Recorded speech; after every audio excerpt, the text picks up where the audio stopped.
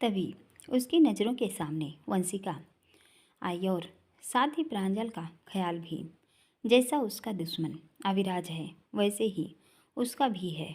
दोनों मिल जाएं तो कैसा रहेगा। इस आइडिया के दिमाग में आते ही घर से निकलकर सीधा उसके ऑफिस आ गया। प्रांजल उसे सामने देख आश्चर्य में था। उसके सामने वाली चेयर पर बैठ गया। प्रांजल एक फाइल में बिजी था। बंद कर उसे आने का कारण जानना चाहता था। तुम यहाँ क्यों हो नहीं सकता? उसने नज़रें उसके हैरानी भरे चेहरे पर टिकाई। भूमि कारवंशी अगर अचानक किसी से मिलने आए, वो भी बिना अपॉइंटमेंट या नोटिस दिए, तो डेफिनेटली वजह बड़ी होगी। मुझे ऐसा लग रहा है कि तुम्हें मेरा आना अच्छा नहीं लगा। मुझे भी खुशी हुई मिलकर, और यह खुशी बरकरार रहेगी अगर भूमि कारवंशी भी बाकी लोगों जैसे वंशिका की सिफारिश लेकर ना आया हो। अगर ऐसा है तो मेरी तरफ से पहले ही सॉरी, ताकि तुम्हारा और मेरा दोनों का कीमती समय बच सके। तुम्हारा ये गेस लॉजिकल है, बिकॉज वंशिका बायोलॉजिकली मेरी सिस्टर है। मैं चाह कर भी यह आइडेंटिटी झुठला नहीं सकता। उसकी शादी तुमसे हो जाती आपसी रजामंदी से, तो मुझे भी खुशी होती। ये जो नहीं हुई तो मेरे लिए मैटर वही फिनिश हो गया। उसके ऐसा कहते ही प्रांजल के चेहरे के भाव बदल गए, जिसे भूमिक भी ताड़ गया था। तो उसे अपनी बातों में लेने की कोशिश करता है। मैं उसकी सिफारिश लेकर नहीं आया। इवन मुझे फ़र्क भी नहीं पड़ता कि अब तुम वंशिका से शादी करो या दुनिया की किसी भी लड़की से। I can understand this very bill कि कितना डिफ़िकल्ट होता है बिना प्यार के शादी जैसे रिश्ते में बंधना। उससे भी अधिक डिफ़िकल्ट उसे भुलाना जिसे दिल से चाहा हो। दूर हो जाए तो कुछ पल को सब्र आ भी जाए, पर अगर हर पल नज़रों के सामने दिखे तो ज़िंदगी जहर हो जाती है। वही तुम्हारे साथ किया जा रहा था। अगर तुमने इसका विरोध किया तो कुछ गलत नहीं किया, बिल्कुल सही किया। I agree with your decision, कहकर उसने गहरी सांस ली और प्रतिक्रिया जानने प्रांजल की तरफ देखने लगा, जो यह सब सुनकर स्तंभ था। What do you mean? वह बुरी तरह चौंक गया। जो भी कहना है साफ साफ कहो। साफ साफ सुनना चाहते हो तो सुनो। मैं भी जानता हूँ कि तुम्हारा प्यार कोई और है, जिसे छीन कर वंशिका को तुम्हारे गले में बांधा जा रहा था। यही कारण था तुम्हारा इन बारात से पहले चला जाना। तुम्हें कैसे पता? इस खुलासे से प्रांजल की आंखें आश्चर्य से फैल गई। आहाना ने बताया। बिना वंशिका का नाम लिए उसने सीधा आहाना का नाम लिया, ताकि प्रांजल को अपनी बातों में लिया जा सके। उसका तीर सही निशाने पर लगा। प्रांजल के लिए यह सब सुनना अप्रत्याशित था। क्या ये सब तुम्हें आहाना ने बताया? हाँ। प्रांजल के चेहरे के त्वरित बदले भावों ने भूमि के मन में खुशी जगा दी कि उसे बरगलाना मुश्किल नहीं। आखिर चोर तो वह भी गहरी खाए बैठा है। और क्या बताया उसने? प्रांजल ने उत्सुकता दिखाई। यही कि किस तरह वंशिका और अविराज ने तुम दोनों को अलग किया, तुम्हारे स्टेटस को बीच में लाकर और तुम्हारी कंपनी शेयर लेकर तुम्हें मजबूर किया। माना वो मेरी सिस्टर है, पर मैं उसका साथ नहीं दूंगा।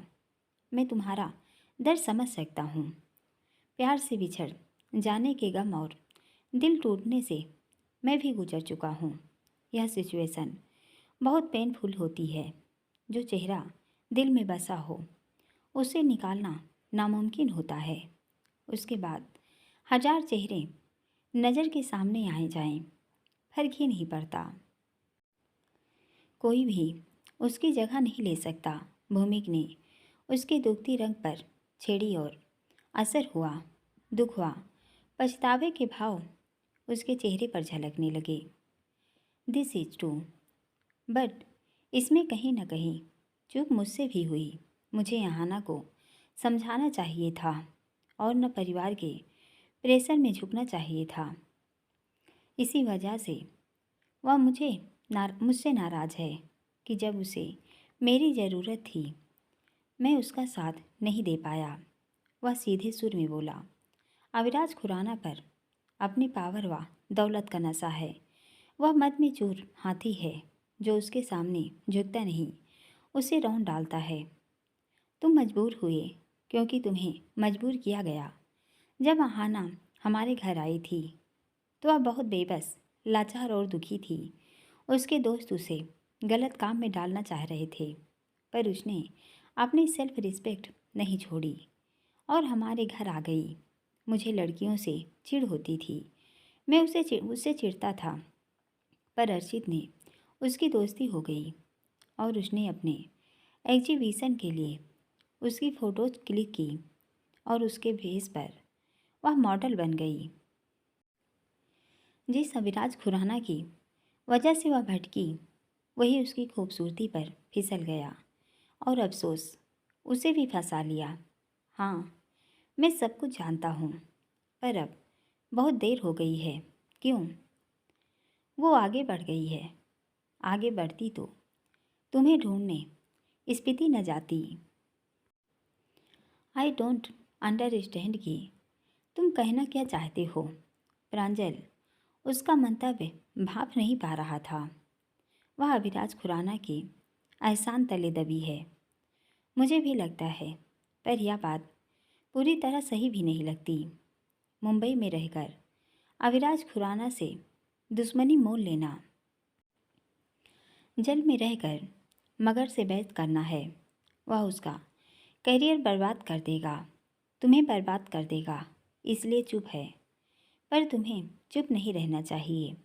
उसने तुमसे तुम्हारी लवर छीन ली, तुम्हें उसका गुनहगार बनाकर छोड़ दिया और खुद उसके साथ वो सब कर रहा है जो वो बाकियों के साथ करता है और तुम चुपचाप बैठे देख रहे हो। वह उसे उकसाता है। मैं क्या कर सकता हूँ? प्रांजल के चेहरे पर बेचारगी के भाव थे। खून खौलता है बहुत ज़्यादा। चुप क्यों हो? जब अहाना ही नहीं चाहती तो अकेला क्या करूँगा? उसने उसका मुंह बंद कर रखा है। वह उसका यूज कर रहा है शादी का झांसा देकर, जबकि सच यह है कि वह कभी शादी नहीं करेगा। हो सकता है करे। जिसे बाग के अलग अलग फूलों पर बैठने की आदत हो, एक पर नहीं टिक सकता। जो पक्षी उन्मुक्त हो, गगन में उड़ने का शौक रखता हो, वो कभी एक जगह नहीं बैठ सकता। तो वह उसे सपने क्यों दिखा रहा है? वह ऐसा ही है। अहाना को ये दिखाई क्यों नहीं दे रहा? उसकी आंखों पर अविराज खुराना का चश्मा पड़ा हुआ है। जब तक वो नहीं हटेगा उसकी आंखें नहीं खुलेंगी। मुझे भी ऐसे ही लगता है। तो तुम चुप क्यों हो? समझ नहीं पा रहा कि तुम ये सब क्यों कर रहे हो? वो तो तुम्हारे चाचू हैं, वो मेरा कुछ नहीं। जैसे उसने तुम्हारी लाइफ स्पॉइल की, तुम्हारा संसार उजाड़ा, मेरा भी उजाड़ा। मैं उससे नफरत करता हूँ। जो उसने हमें दिया उसे लौटाकर उसे भी वही चीज़ फील कराना चाहता हूँ, ताकि उसे समझ आए कि किसी के प्यार को अलग करने पर कितनी तकलीफ़ होती है, बाकी लोगों पर क्या असर पड़ता है। उसके घमंड ने तुम्हारी ज़िंदगी बर्बाद कर दी। अहाना को दर दर भटकने मजबूर किया। मेरे मॉम डैड को मिलने नहीं दिया। वंशिका को हमसे दूर रखा। सबकी ज़िंदगी बर्बाद करके खुद मज़े ले रहा है। उसने गुस्से से दांत पीसे। हम क्या कर सकते हैं? हम उसे सबक सिखा सकते हैं। उसे ये एहसास करा कर कि जैसे वो सबकी खुशियाँ बर्बाद करता है, उसकी खुशी भी बर्बाद हो सकती है। पर कैसे? आहाना को उससे दूर करके। पर यह इतनी इजी इजी है क्या? सब कुछ इजी हो सकता है अगर आहाना को उसकी सच्चाई दिखाई जाए और उसे यह एहसास कराया जाए कि अभिराज उसका इस्तेमाल कर रहा है। उससे क्या होगा? उसके बाद वह तुम्हारे पास लौट आएगी। क्या यह मुमकिन होगा? बिल्कुल होगा। जिस समय आहाना टूटी होगी तुम उसे थाम लेना। पर यह होगा कैसे? क्या करना है मैं तुम्हें बता दूंगा, पर यह बात हम दोनों के बीच रहनी चाहिए। अभिराज को पता चला तो हमें कहीं का नहीं छोड़ेगा। वह कुछ नहीं कर पाएगा। मतलब काम इस तरह होगा, सांप भी मर जाए और लाठी भी न टूटे। सोचूंगा। ठीक है, सोचना। तब तक मैं अब कोई सॉलिड प्लान बनाता हूँ। प्रांजल को अपनी बातों में लपेटकर वह बाहर आ गया। होठों पर कुटिल मुस्कान थी जिसे प्रांजल के लिए समझना मुश्किल था। 2 घंटे लंबी चली मीटिंग में आखिर अभिराज उन लोगों को डील फाइनल करने के लिए राजी कर ही लेता है। पहले वे ना नुकुर कर रहे थे, पर बिजनेस का मामलों में वह एक मजा हुआ खिलाड़ी है। नुकसान को फायदे में कैसे बदलना है वह अच्छे से जानता है। रात के 12 बजे तक होटल में रुकना हो या 8 बजे मीटिंग लेकर अपने क्लाइंट को स्पेशल फील कराना, वह हर पैंतरा आजमाता है जिसमें उसका कोई सानी नहीं। डील फाइनल होने के बाद पेपर साइन हुए और मीटिंग के सफलतापूर्ण समाप्ति के बाद सबके लिए ब्रेकफास्ट लगाया गया। उसने उनके साथ ही नाश्ता किया और उसके बाद कुछ ज़रूरी फाइल्स थी उनको क्लियर किया। मैं आई कम इन सर। अपने बड़े से आलीशान ऑफिस की चेयर पर बैठा था। विक्रांत इजाज़त मांगता है तो सिर हिला। सहमत तो दी तो वह अंदर ही आ गया। हाँ बोलो। आरुल विला से कॉल है। किसका? मम्मी का। हाँ। Give me. वह उससे फ़ोन मांगता है और वह उसे दे देता है। जी मम्मा। तू कल सुबह से घर नहीं लौटा है और अभी सुबह से 1 मिनट नहीं मिला तुझे कि कॉल कर लें। बहुत बिजी था। बाहर से एक टीम आई थी, उनको हैंडल करना था। इतना बिजी कि रात घर भी नहीं आया। कल की तो पूछो मत। क्यों? आपकी बहू ने आने ही नहीं दिया। वह मुस्कुराया। क्या? हाँ। तू ऐना के घर था? हाँ। बताया क्यों नहीं? समय नहीं मिला। पर मैंने विक्रांत को बता दिया था।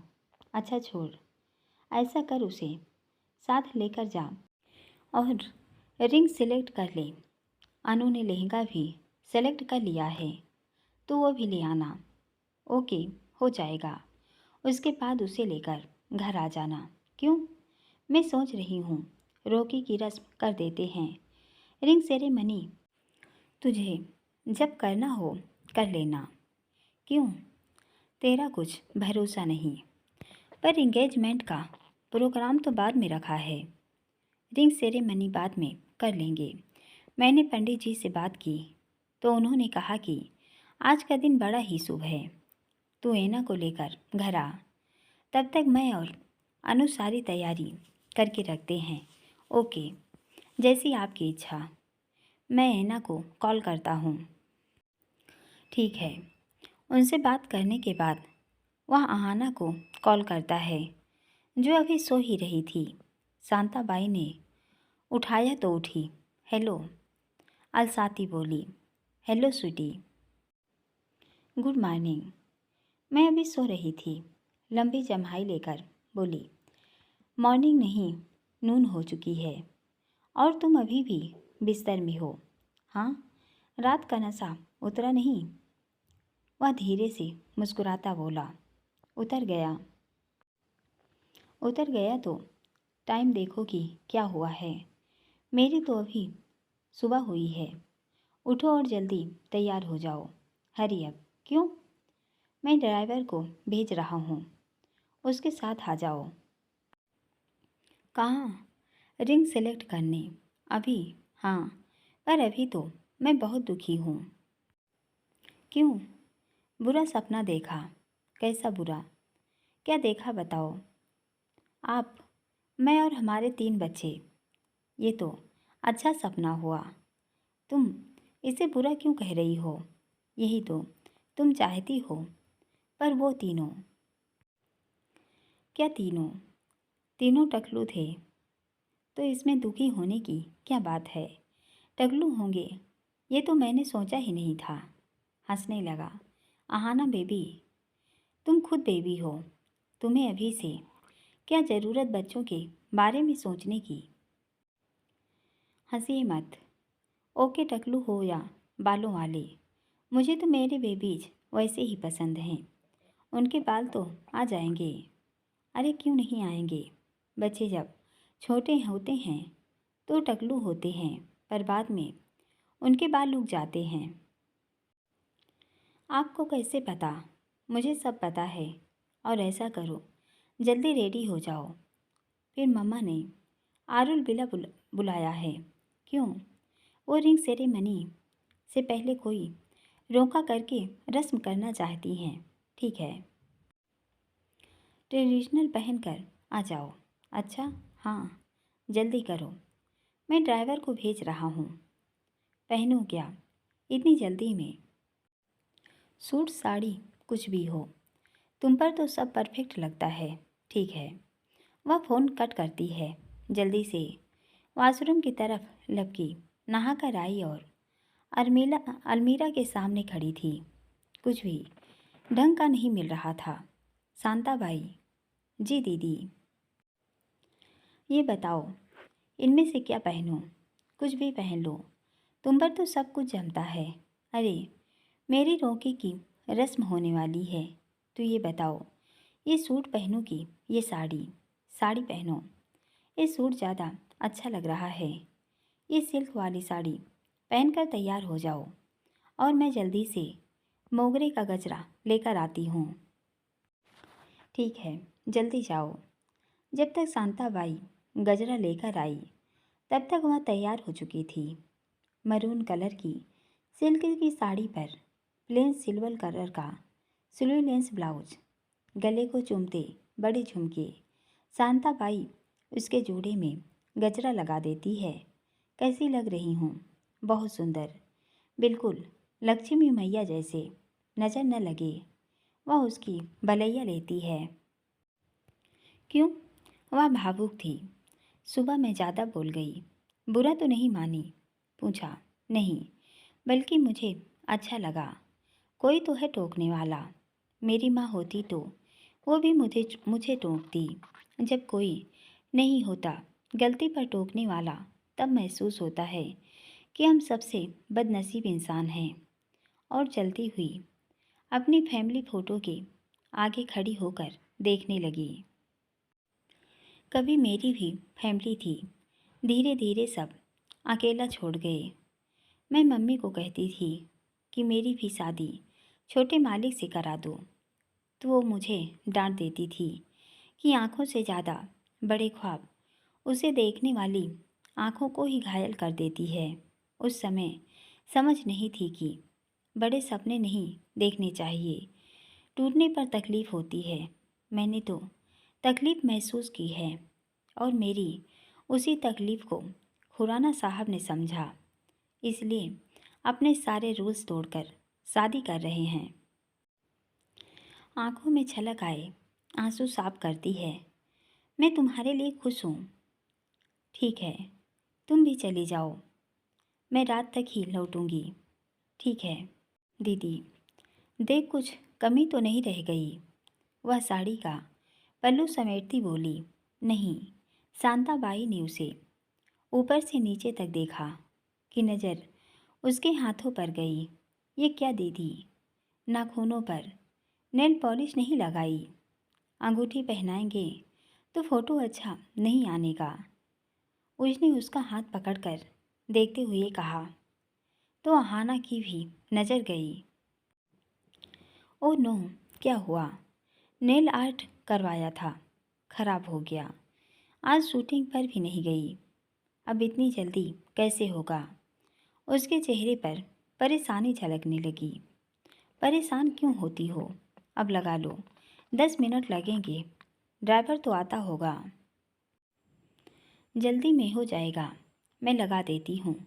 वह जल्दी जल्दी से गई और ड्राइवर से नेल पेंट लाकर देती है कि बाहर से पोंपों की गाड़ी की हॉर्न बजने लगा। ड्राइवर आ गया है, मुझे जाना पड़ेगा। नेल पॉलिश मैं इसको गाड़ी में लगा दूंगी, तुम लॉक करके चले जाना। वह बाहर जाने से पहले बोली। ठीक है। वह पीछे मुड़ी, अपनी मम्मी पापा का आशीर्वाद लेती है। हैंड बैग और फ़ोन उठाया और सर पर दौड़ती बाहर आ गई। गाड़ी बाहर ही खड़ी थी।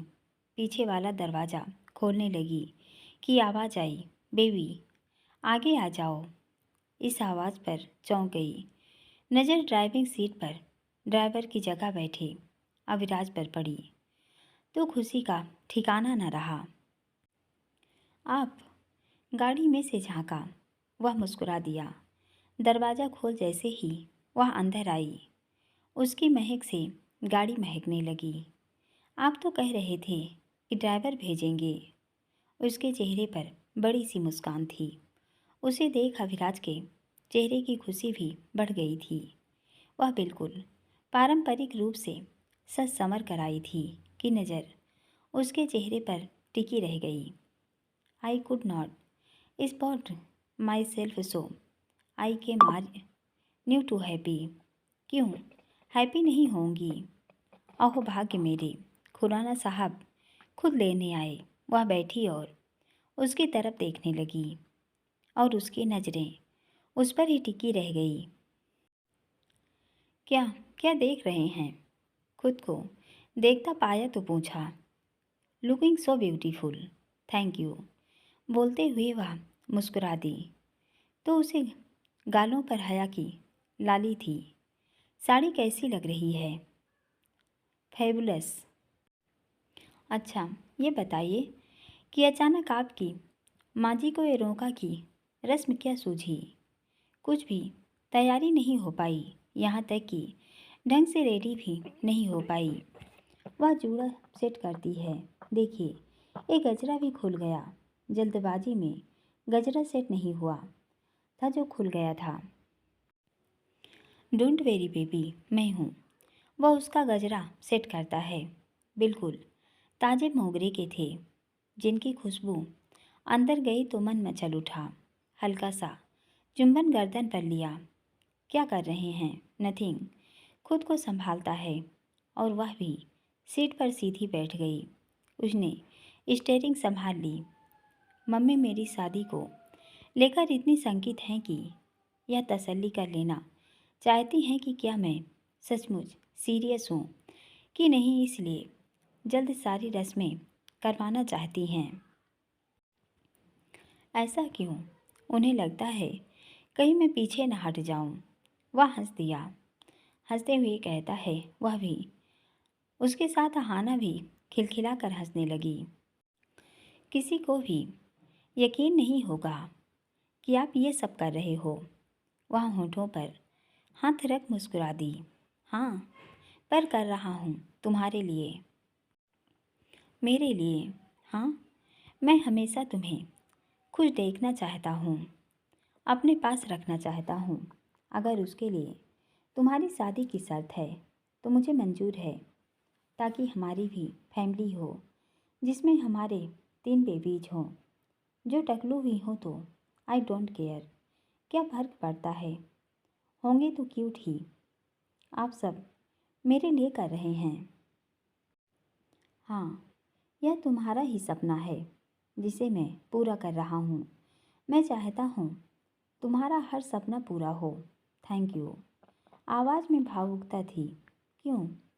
हमेशा मेरे साथ होने के लिए, मुझे समझने के लिए, सपोर्ट करने के लिए। वो तो हमेशा समझता हूँ, बस तुम नहीं समझती। क्या अभी मुझे एक किस की आवश्यकता है? वह मुस्कुरा दी। हंसी गालों तक बिखर गई, जिसकी चमक उसकी आंखों में नजर आने लगी। बिल्कुल नहीं। चलिए गाड़ी ड्राइव कीजिए, लेट हो रहा है। मुझे ये नेल पेंट भी लगाना है। वह नेल पेंट दिखाती है। ओके बेबी, जैसा तुम्हारा ऑर्डर वैसे ही करूँगा। वह गाड़ी स्टार्ट करता है और वह हाथों पर नेल पेंट लगाने में मशगूल हो गई। लग चुका तो पैरों में भी लगाना था, पर गाड़ी में झुकने में समस्या हो रही थी। पैरों के नेल में भी लगाना था। लगा लो। कैसे?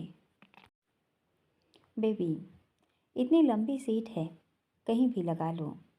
नहीं लग रहा।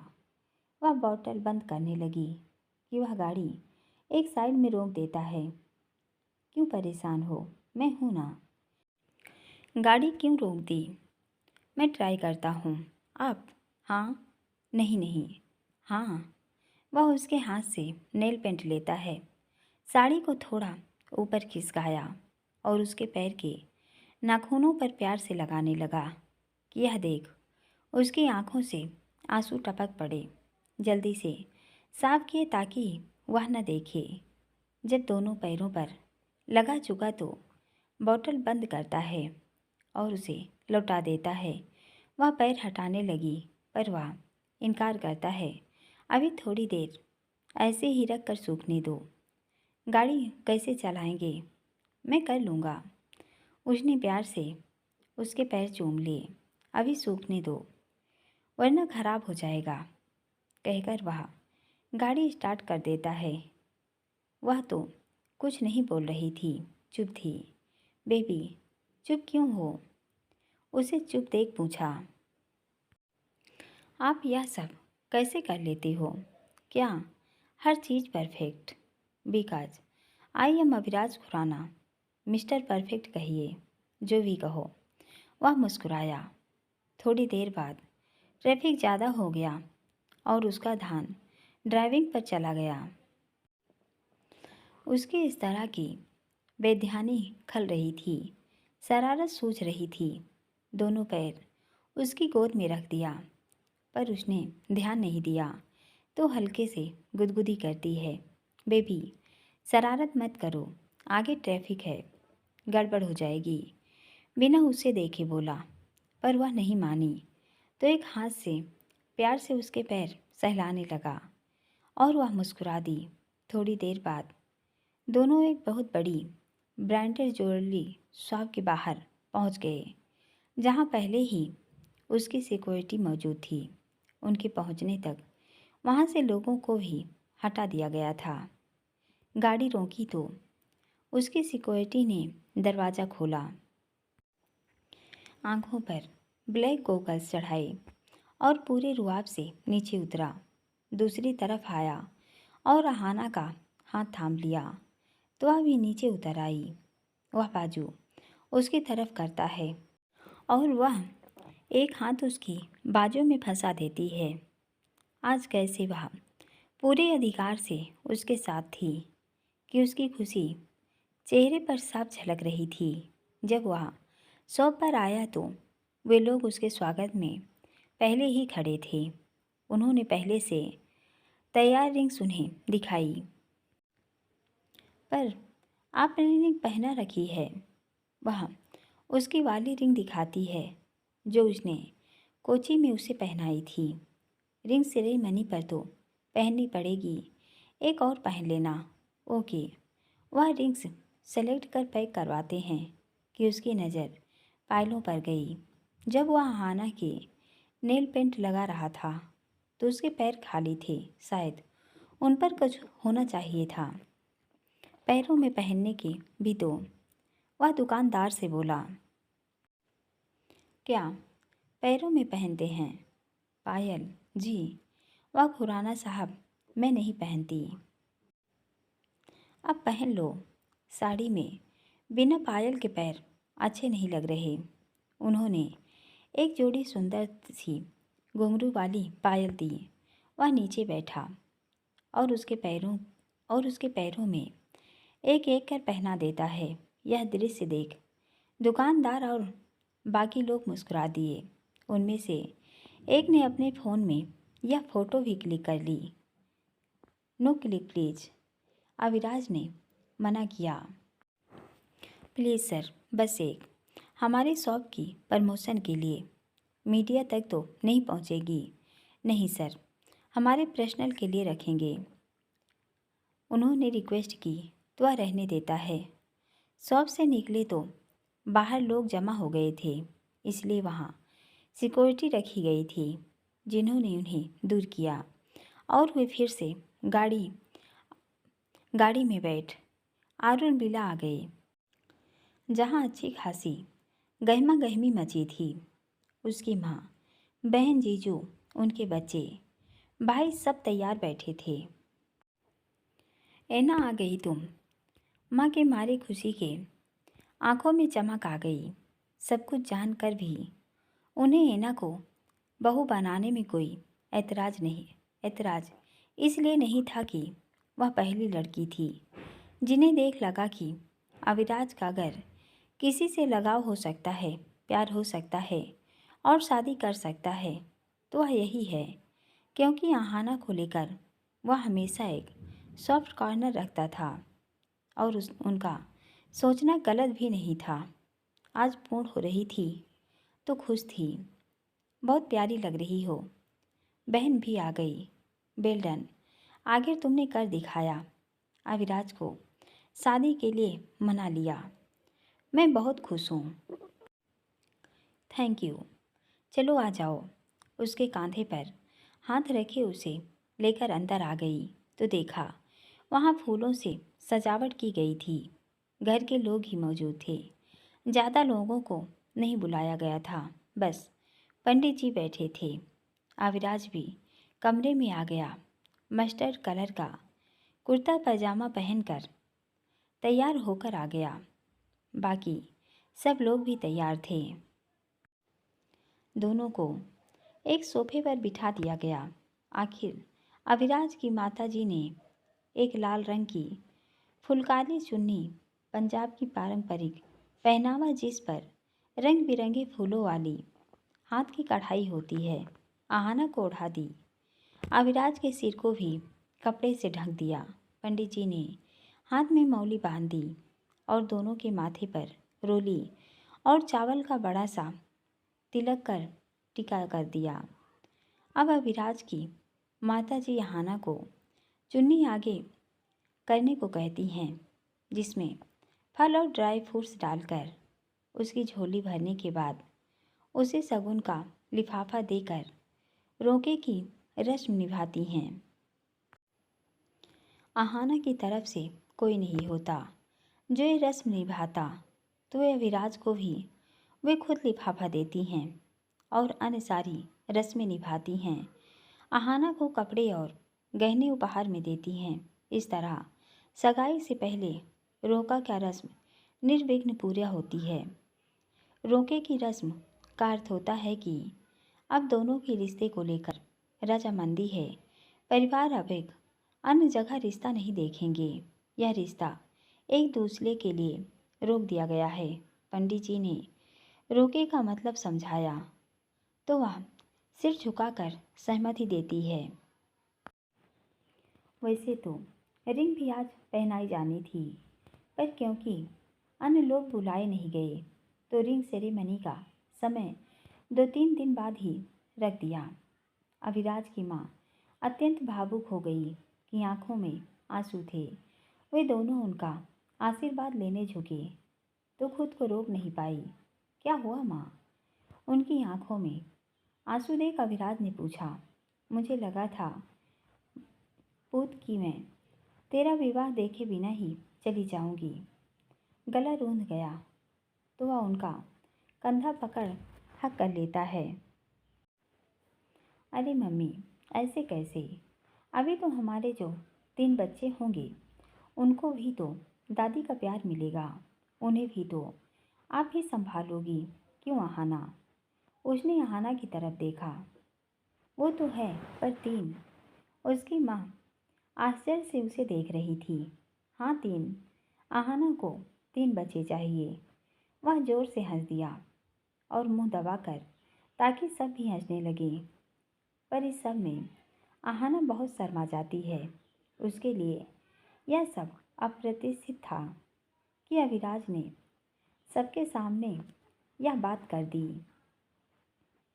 उसके लिए वहाँ पर होना मुश्किल हो गया। वहाँ से तेजी से चलती सीढ़ियाँ चढ़ती है और अविराज के कमरे में आ गई। इसे क्या हो गया? अविराज कुछ समझ नहीं पा रहा था। बुद्धू शादी से पहले ही बच्चों की बात करेगा तो शर्मा ही जाएगी ना। पर इसमें शर्माने वाली क्या बात है? वो खुद ही तो कहती है। अकेले में कहती होगी। यहाँ उसका जेठ, ननद, सास सब खड़े हैं और तू ऐसी बातें करेगा तो शर्माएगी ही। माँ ने उसको हल्की डपट लगाई। ये बात है। वह मुस्कुरा दिया। मैं उसे लेकर आता हूँ। वह सीढ़ियाँ चढ़ता ऊपर ही आ गया। आहाना दरवाज़ा खोल कर बोला। देखा, वह काउच पर बैठी थी। क्या हुआ? उसने पूछा। वह उठी और उसको दोनों हाथों से पकड़कर हक कर लेती है। पर क्या हुआ? वह कुछ नहीं बोलती, बस उसे कसकर पकड़ लेती है।